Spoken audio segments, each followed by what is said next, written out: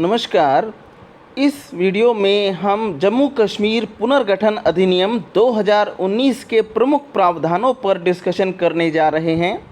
राष्ट्रपति ने संविधान के अनुच्छेद 370 में प्रदत्त अपनी शक्तियों का उपयोग करते हुए इसके प्रावधानों को बदल दिया है, जिसके फलस्वरूप अब सभी केंद्रीय कानून और संधियां जम्मू कश्मीर में भी लागू होंगी।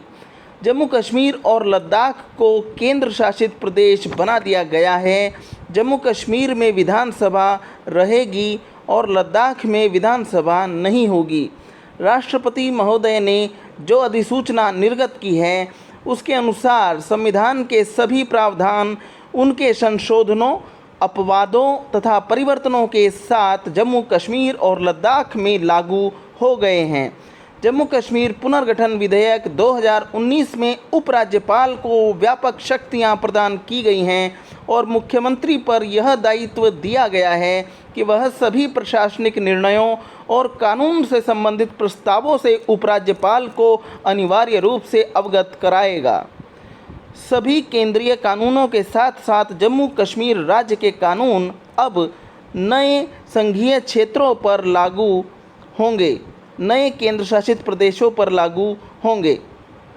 जम्मू कश्मीर एवं लद्दाख की संपत्तियों और दायित्वों, असेट्स एंड लायबिलिटीज का बंटवारा एक केंद्रीय समिति के सुझाव के अनुसार आगामी 1 वर्ष 2019 से आगे 1 वर्ष में कर दिया जाएगा। राज्य लोक उपक्रमों तथा स्वायत्त निकायों में कार्य करने वाले राज्य सरकार के लोक उपक्रमों, पब्लिक एंटरप्राइजेज तथा स्वायत्त निकायों, ऑटोनोमस बॉडीज में काम करने वाले कर्मचारी अगले 1 वर्ष तक अपने पदों पर बने रहेंगे, जब तक कि उनके विषय में नया निर्णय नहीं लिया जाता। दोनों संघीय क्षेत्रों, दोनों केंद्र शासित प्रदेशों की पुलिस और विधि व्यवस्था केंद्र के हाथ में होगी। धारा 370 के उपवाक्य परंतु 3 के अनुसार वर्णित शब्दावली संविधान सभा को सुधार कर उसे विधानसभा कर दिया गया है। जम्मू कश्मीर संघीय क्षेत्र की विधायी शक्तियाँ। जम्मू कश्मीर केंद्र शासित प्रदेश की विधायी लेजिस्लेटिव पावर्स, विधि व्यवस्था और पुलिस को छोड़कर राज्य सूची में वर्णित सभी विषयों पर जम्मू कश्मीर की विधानसभा केंद्र शासित प्रदेश के पूरे भूभाग के लिए अथवा उसके किसी अंश के लिए कानून बना सकती है। यदि संसद द्वारा और विधानसभा द्वारा बनाए गए कानूनों में कोई विसंगति है तो संसद का कानून माना जाएगा और उस सीमा तक विधानसभा का कानून निरस्त माना जाएगा। मुख्यमंत्री का यह कार्य होगा कि वह मंत्रिमंडल द्वारा संघीय क्षेत्र केंद्र शासित प्रदेश के प्रशासन से संबंधित लिए गए निर्णयों और कानून बनाने के प्रस्तावों को उपराज्यपाल को सूचित करेगा और अन्य ऐसी सूचनाएं उपलब्ध कराएगा जिन्हें राज्यपाल चाहे। उपराज्यपाल लेफ्टिनेंट गवर्नर की भूमिका एवं शक्तियाँ।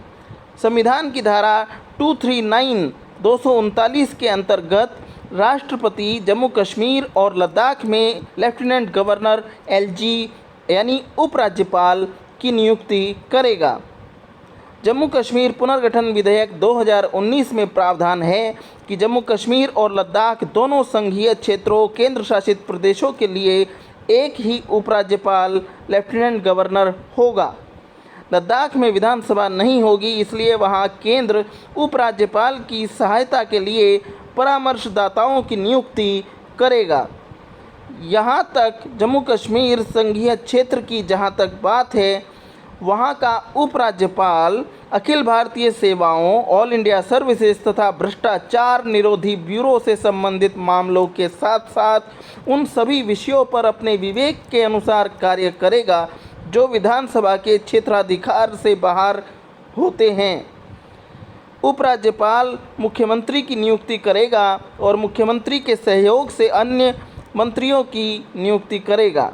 उपराज्यपाल ही मुख्यमंत्री और मंत्रियों को पद व गोपनीयता की शपथ दिलाएगा।